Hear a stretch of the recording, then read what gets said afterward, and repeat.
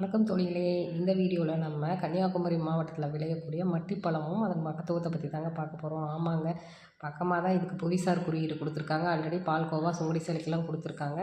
அது மட்டும் இல்லாமல் நம்ம மட்டிப்பழமும் இப்போ புவிசார் குறியீடு லிஸ்ட்டில் வந்துருச்சு. ரொம்பவே நம்ம சந்தோஷப்பட்டுக்கலாம்.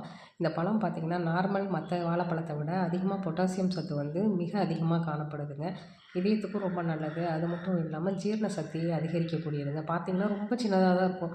என்னடா இவ்வளோ சின்னதாக இருக்கே அப்படின்னு நினைக்க வேண்டாம். இதை வந்து முதலை விரல் பழம் அப்படின்னு சொல்லுவாங்க. ரொம்ப குட்டியாக இருக்கும். ஆனால் சுவை வந்து ரொம்பவே வந்து நார்மல் பழத்தை விட இனிப்பு சுவை வந்து அதிகமாக இருக்குது. நம்ம ஜவஹர்லால் நேரு கூட பிரைம் மினிஸ்டராக இருந்தப்போ திருவனந்தபுரம் ஒரு தடவை ஒரு கான்ஃபரன்ஸ்க்காக வந்திருந்தப்ப இதை சாப்பிட்டுட்டு ரொம்ப சுவையாக இருந்ததாக வந்து கூறியிருக்காருங்க அப்படின்னு வரலாறு சொல்லுதுங்க.